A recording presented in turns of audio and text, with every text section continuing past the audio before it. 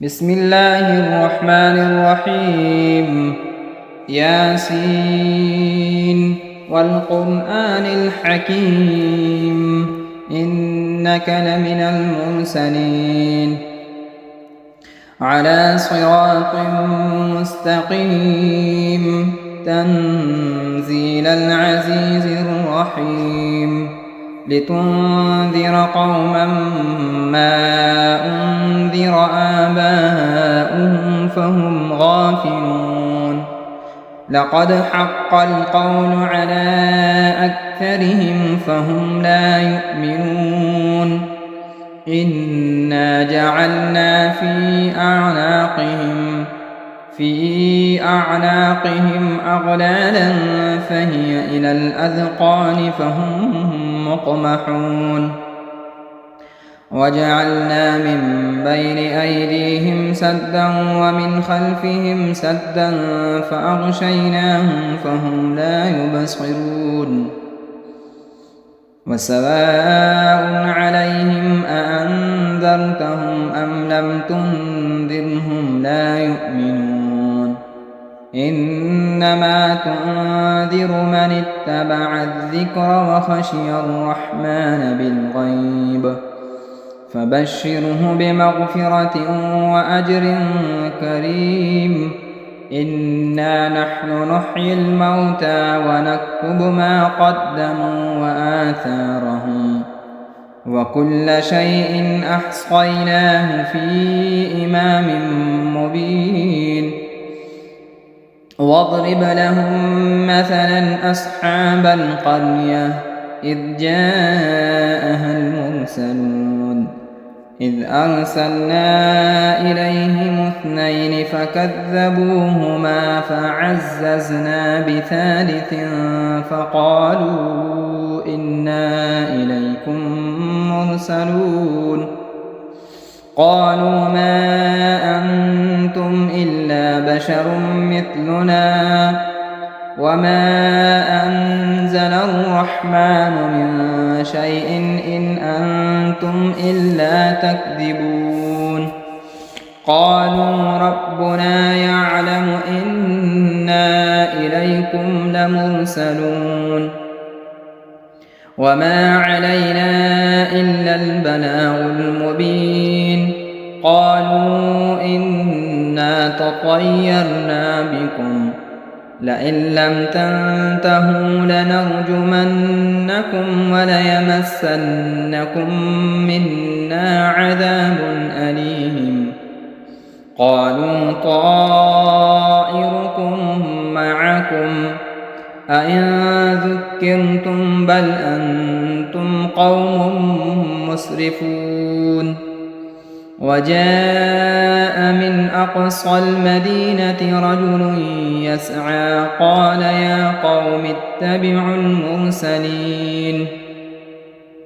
اتبعوا من لا يسألكم أجرا وهم مهتدون وما لي لا أعبد الذي فطرني وإليه ترجعون أأتخذ من دونه آلهة إن يردني الرحمن بضر لا تغن عني شفاعتهم شيئا ولا ينقذون إني إذا لفي ضلال مبين إني آمنت بربكم فاسمعون قيل ادخل الجنة قال يا ليت قومي يعلمون بما غفر لي ربي وجعلني من المكرمين وما أنزلنا على قومه من بعده من جند من السماء وما كنا منزلين إن كانت إلا صيحة واحدة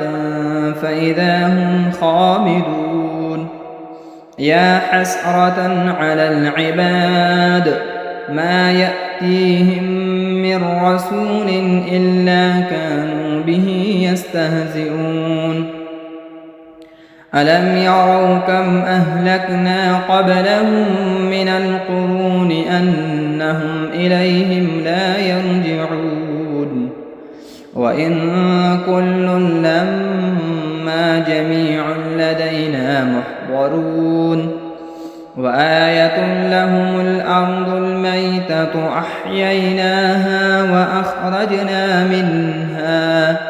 وأخرجنا منها حبا فمنه يأكلون وجعلنا فيها جنات من نخيل وأعناب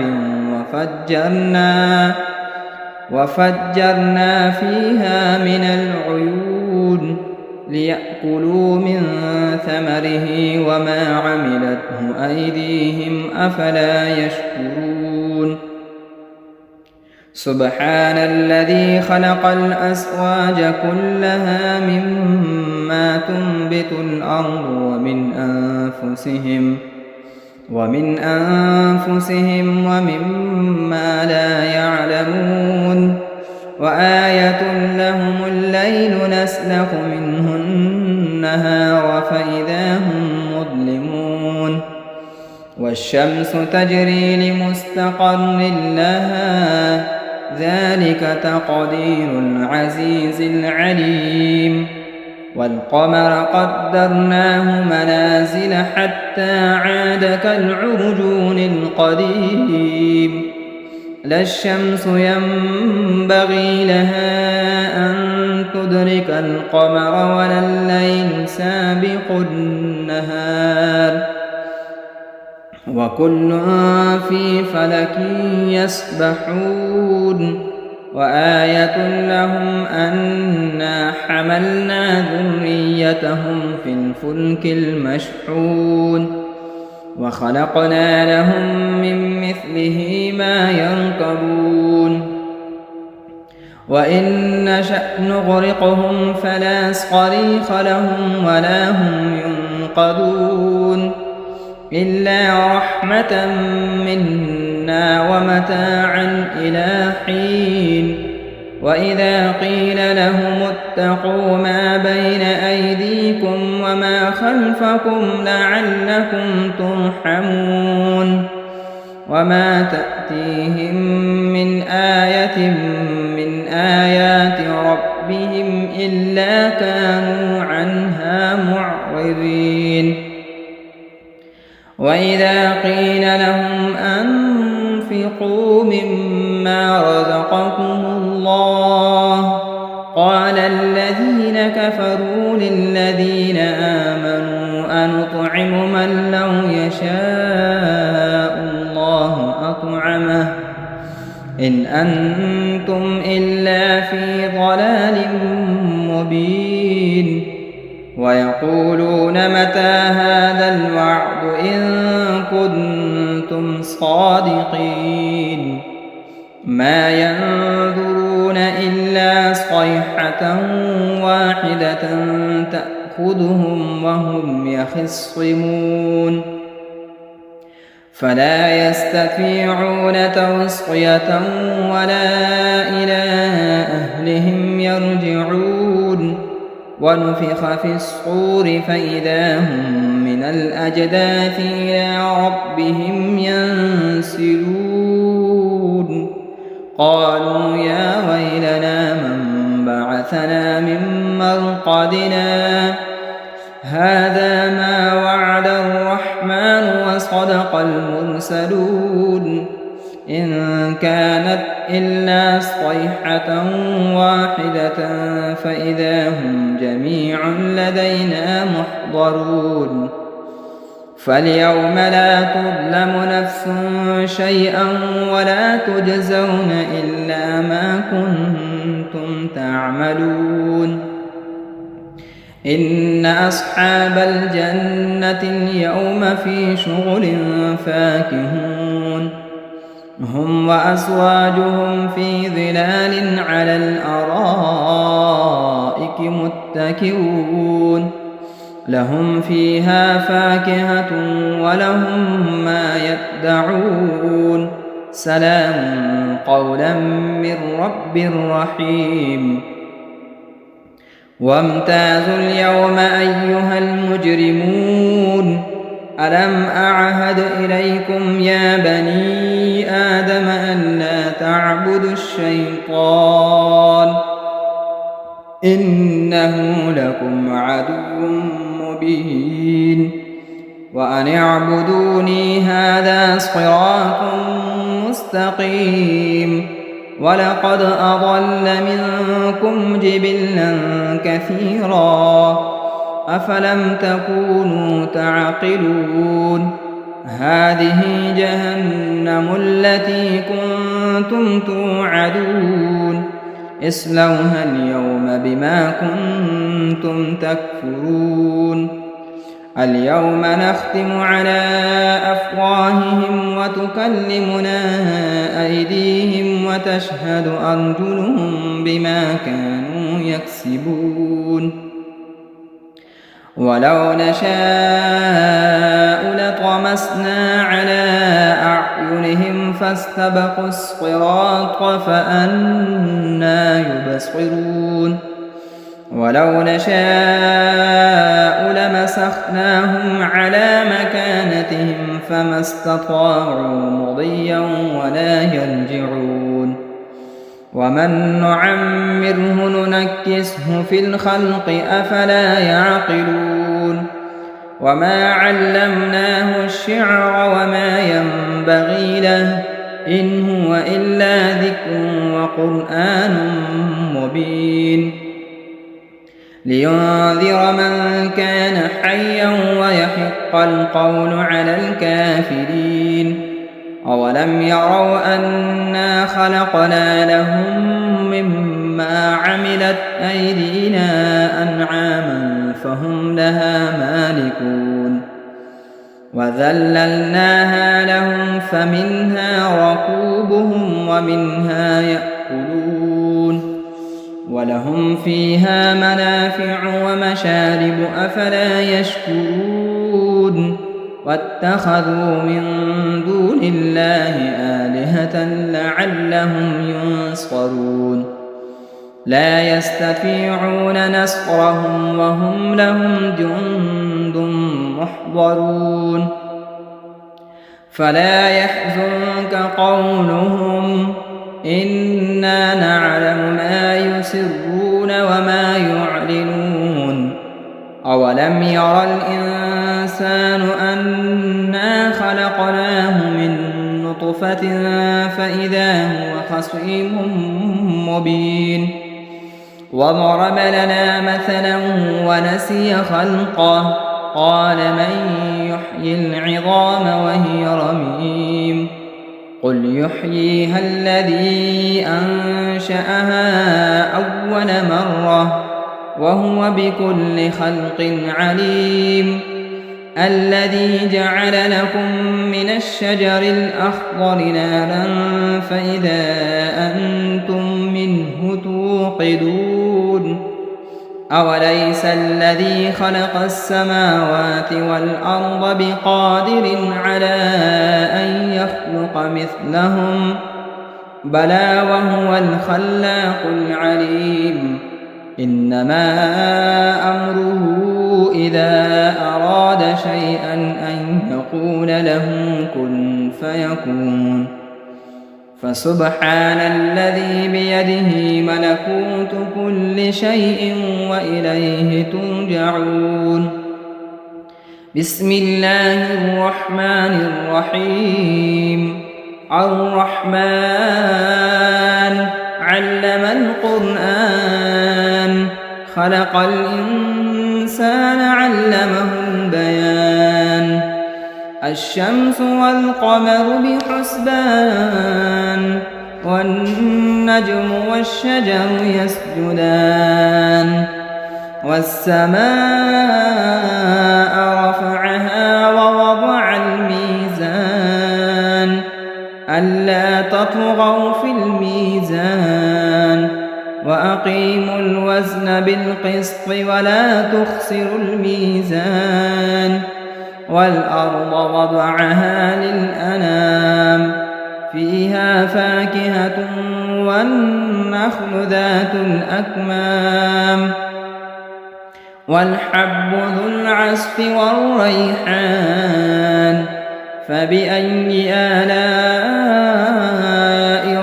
ربكما تكذبان خلق الإنسان من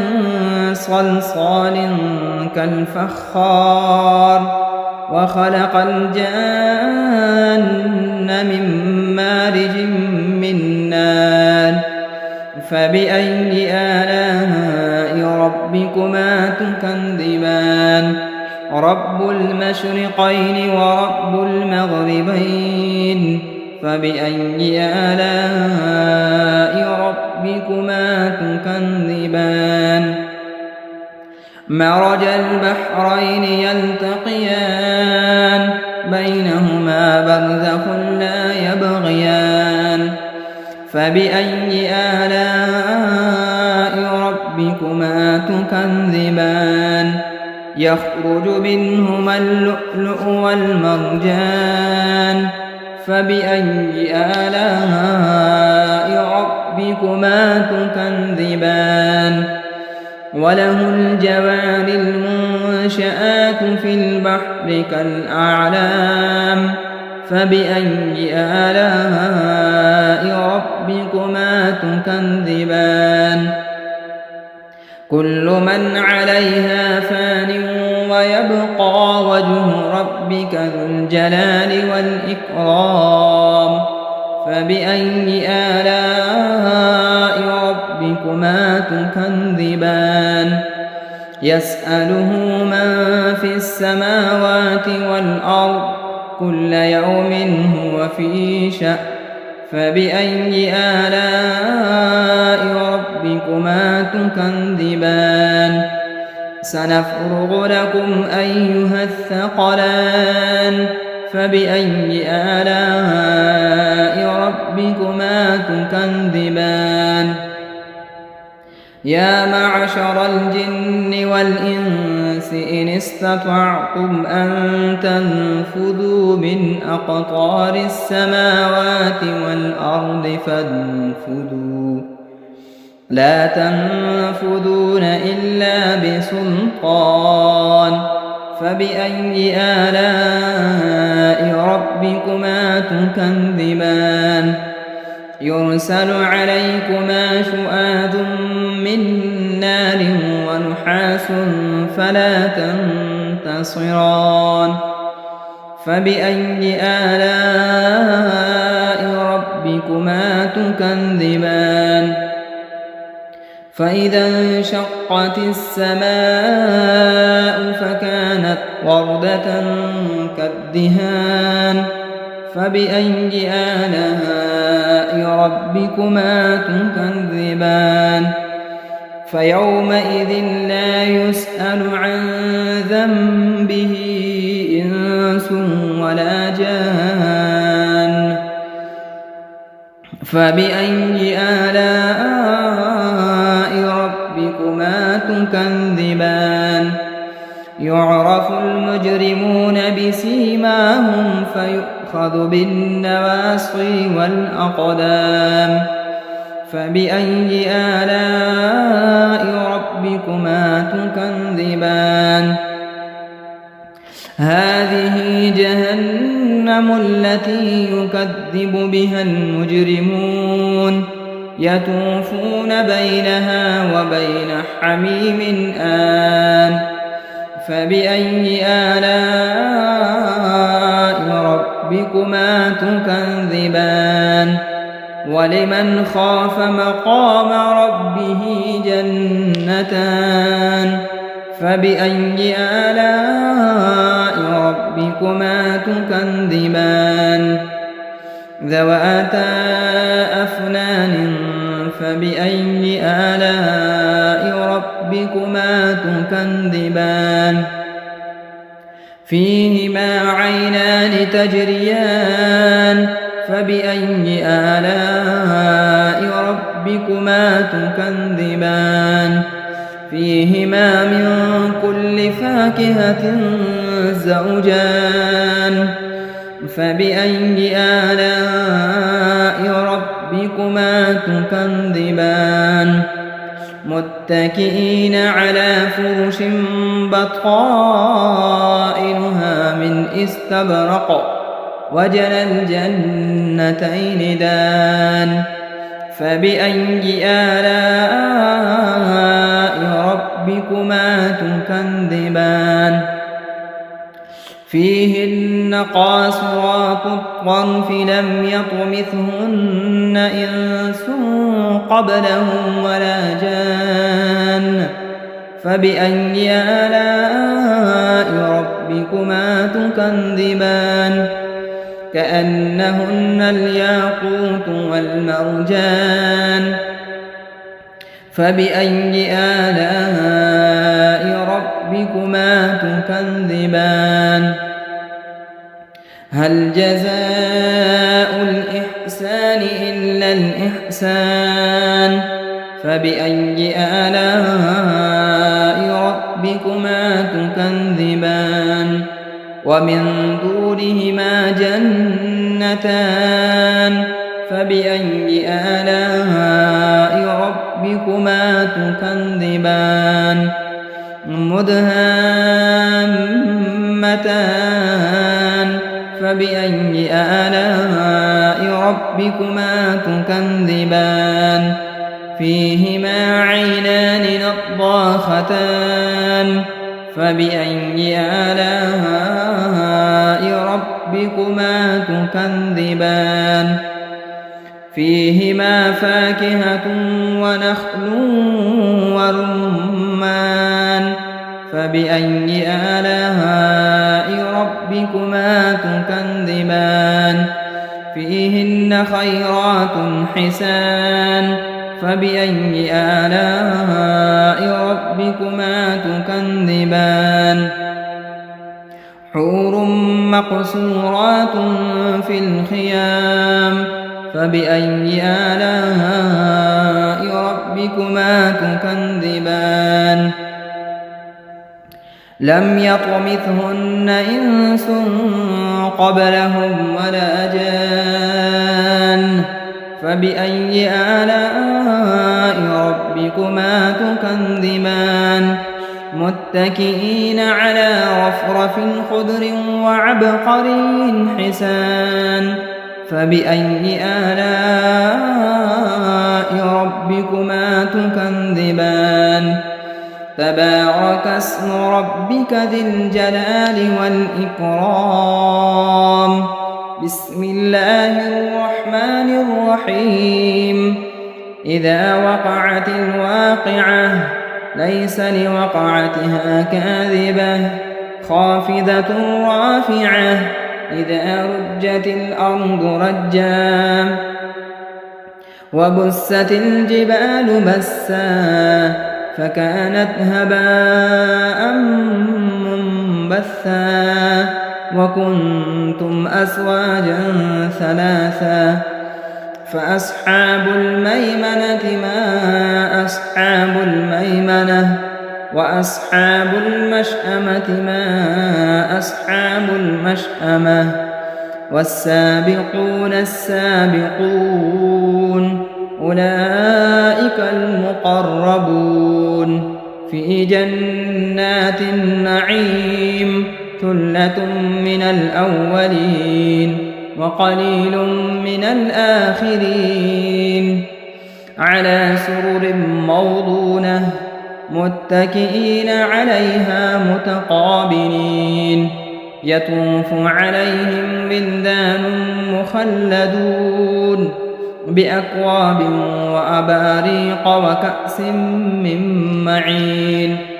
لا يصدعون عنها ولا ينزفون وفاكهة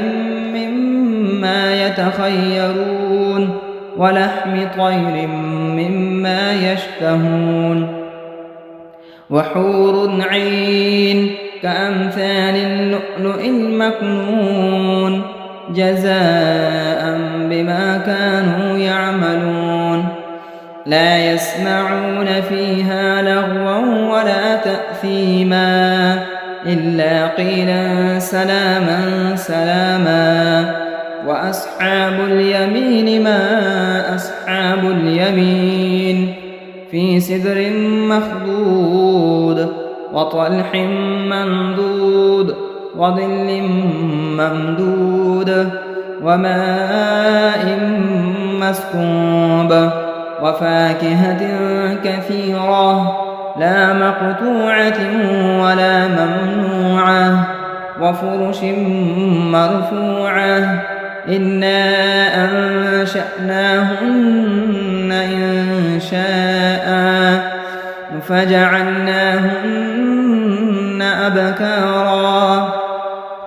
عربا أترابا لأصحاب اليمين ثلة من الأولين وثلة من الآخرين. وأصحاب الشمال ما أصحاب الشمال في سموم وحميم وظل من يحموم لا بارد ولا كريم إنهم كانوا قبل ذلك مترفين وكانوا يصرون على الحنث العظيم وكانوا يقولون أئذا متنا وكنا ترابا وعظاما أئنا لمبعوثون أو آباؤنا الأولون قل إن الأولين والآخرين لمجموعون إلى ميقات يوم معلوم ثم إنكم أيها الضالون المكذبون لآكلون من شجر من زقوم فمالئون منها البطون فشاربون عليه من الحميم فشاربون شرب الهيم هذا نزلهم يوم الدين نحن خلقناكم فلولا تصدقون أفرأيتم ما تمنون أأنتم تخلقونه أم نحن الخالقون نحن قدرنا بينكم الموت وما نحن بمسبوقين على أن نبدل أمثالكم وننشئكم فيما لا تعلمون ولقد علمتم النشأة الأولى فلولا تذكرون أفرأيتم ما تحرثون أأنتم تزرعونه أم نحن الزارعون لو نشاء لجعلناه حطاما فظلتم تفكهون إنا لمغرمون بل نحن محرومون أفرأيتم الماء الذي تشربون أأنتم أنزلتموه من المزن أم نحن المنزلون لو نشاء جعلناه أجاجا فلولا تشكرون أفرأيتم النار التي تورون أأنتم أنشأتم شجرتها أم نحن المنشئون نحن جعلناها تذكرة ومتاعا للمقوين فسبح باسم ربك العظيم فلا أقسم بمواقع النجوم وإنه لقسم لو تعلمون عظيم إنه لقرآن كريم في كتاب مكنون لا يمسه إلا المطهرون تنزيل من رب العالمين أفبهذا الحديث أنتم مدهنون وتجعلون رزقكم أنكم تكذبون فلولا إذا بلغت الحلقوم وأنتم حينئذ تنظرون ونحن أقرب إليه منكم ولكن لا تبصرون فلولا إن كنتم غير مدينين ارجعونها إن كنتم صادقين فأما إن كان من المقربين فروح وريحان وجنة نعيم وأما إن كان من أصحاب اليمين فسلام لك من أصحاب اليمين وأما إن كان من المكذبين الضالين فنزل من حميم وتصلية جحيم إن هذا لهو حق اليقين فسبح باسم ربك العظيم بسم الله الرحمن الرحيم تبارك الذي بيده الملك وهو على كل شيء قدير الذي خلق الموت والحياة ليبلوكم أيكم أحسن عملا وهو العزيز الغفور الذي خلق 7 سماوات طباقا ما ترى في خلق الرحمن من تفاوت فارجع البصر هل ترى من فتور ثم ارجع البصر كرتين ينقلب إليك البصر خاسئا وهو حسير ولقد زينا السماء الدنيا بمصابيح وجعلناها رجوما للشياطين وأعتدنا لهم عذاب السعير وللذين كفروا بربهم عذاب جهنم وبئس المصير إذا ألقوا فيها سمعوا لها شهيقا وهي تفور تكاد تميز من الغيظ كلما ألقي فيها فوج سألهم خزنتها ألم يأتكم نذير قالوا بلى قد جاءنا نذير فكذبنا وقلنا ما نزل الله من شيء إن أنتم إلا في ضلال كبير وقالوا لو كنا نسمع أو نعقل ما كنا في أصحاب السعير فاعترفوا بذنبهم فسحقا لأصحاب السعير إن الذين يخشون ربهم بالغيب لهم مغفرة وأجر كبير وأسروا قولكم أو اجهروا به إنه عليم بذات الصدور ألا يعلم من خلق وهو اللطيف الخبير هو الذي جعل لكم الأرض ذلولا فامشوا في مناكبها وكلوا من رزقه وإليه النشور أأمنتم من في السماء أن يخسف بكم الأرض فإذا هي تمور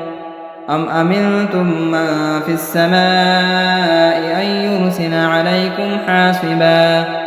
فستعلمون كيف نذير ولقد كذب الذين من قبلهم فكيف كان نكير أولم يروا إلى الطير فوقهم صافات ويقبض ما يمسكهن إلا الرحمن إنه بكل شيء بصير أمن هذا الذي هو جند لكم ينصركم من دون الرحمن إن الكافرون إلا في غرور أمن هذا الذي يرزقكم إن أمسك رزقه بل لجوا في عتو ونفور أفمن يمشي مكبا على وجهه أهدى أمن يمشي سويا على صراط مستقيم قل هو الذي أنشأكم وجعل لكم السمع والأبصار والأفئدة قليلا ما تشكرون قل هو الذي ذرأكم في الأرض وإليه تحشرون ويقولون متى هذا الوعد إن كنتم صادقين قل إنما العلم عند الله وإنما أنا نذير مبين فلما رأوه زلفة سيئت وجوه الذين كفروا وقيل هذا الذي كنتم به تدعون قل أرأيتم إن أهلكني الله ومن معي أو رحمنا فمن يجير الكافرين من عذاب أليم قل هو الرحمن آمنا به وعليه توكلنا فستعلمون من هو في ضلال مبين قل أرأيتم إن أصبح ماؤكم غورا فمن يأتيكم بماء معين صدق الله مولانا العظيم.